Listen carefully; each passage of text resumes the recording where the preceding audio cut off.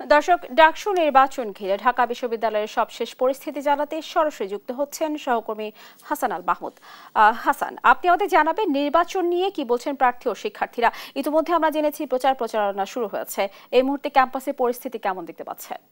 স্নেহা, আপনাকে ধন্যবাদ। আমরা দেখতে পাচ্ছিলাম যে আজকে নবম দিনের মতো যে কর্মসূচি চলছিল ভোটারদের প্রচারণা, সেটি কিন্তু চলছে। তবে সন্ধ্যার পরেই কিন্তু শিক্ষার্থীরা যারা প্রার্থী তারা কিন্তু মূলত হলে হলে গিয়ে প্রচারণা চালাচ্ছে এবং পুরো ক্যাম্পাসের পরিবেশ কিন্তু এখন মোটামুটি স্বাভাবিকই বলা চলে। এবং যেহেতু প্রত্যেক প্রার্থী আসলে নিজ নিজ হলে যাচ্ছেন এবং তাদের যে নিজস্ব দাবি দেওয়া, নিজস্ব চিন্তা ভাবনা ডাকসুকে কেন্দ্র করে, সেগুলো কিন্তু তারা সাধারণ শিক্ষার্থীদের মধ্যে প্রচার করছেন। এবং সকাল থেকে আমরা দেখছিলাম যে বিভিন্ন প্যানেলের শিক্ষার্থীরা তারা কিন্তু সংবাদ সম্মেলন করে তাদের নিজস্ব দাবি দেওয়াগুলো তুলে ধরেছে। বিশেষ করে বাংলাদেশ গণতান্ত্রিক ছাত্র সংসদের যে প্যানেল, বৈষম্য বিরোধী ছাত্র সংসদ, তারা কিন্তু যেটি দাবি করছিলেন যে ভোটার কাউন্ট হওয়ার যে সংখ্যাটা সেটি কিন্তু কমে যাবে, কারণ এখন যে পরিমাণ ভোট কেন্দ্র করা হয়েছে সেটিতে কিন্তু ভোটারদের সবাইকে আসলে ভোট দেওয়া সম্ভব হবে না যে নির্ধারিত সময়টা আছে।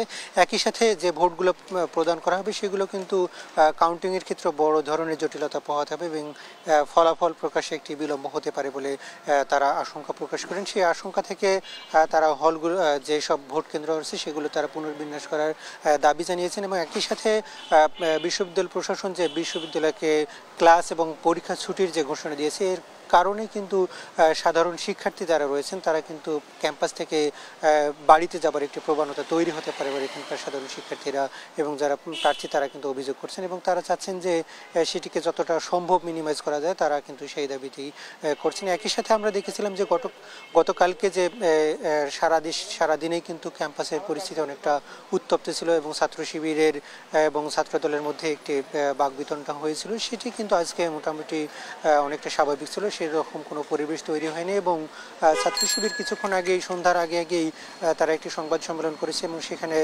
ছাত্র শিবির সমর্থিত প্যানেলের জিএস প্রার্থী এস.এম. ফরহাদ তিনি কথা বলছিলেন এবং সেখানে তিনি যেটি বলছিলেন যে নারীদেরকে নানাভাবে আসলে স্লেজিং করা হয় এবং সেখানে তাদেরকে নিপীড়ন, যে অনলাইনে নিপীড়নের যে ঘটনাগুলো ঘটছে সেটি যাতে না ঘটে সে ব্যাপারে প্রশাসনকে তারা সর্বোচ্চ সতর্ক অবস্থানে থাকার কথা বলছেন। একই সাথে যারা এরকম ভিকটিম হচ্ছে তাদেরকে সর্বোচ্চ সহযোগিতা দেবার কথাও তারা কিন্তু বলছেন এবং এই ধরনের কোনো ঘটনা যাতে এর পরবর্তীতে না ঘটে সে ব্যাপারে কিন্তু তারা সর্বোচ্চ সতর্ক থেকে ছাত্র সংগঠনগুলোকেও তারা আহ্বান জানিয়েছেন। তো এই ছিল আমার কাছে এখান থেকে সবশেষ পরিস্থিতি। স্নেহা।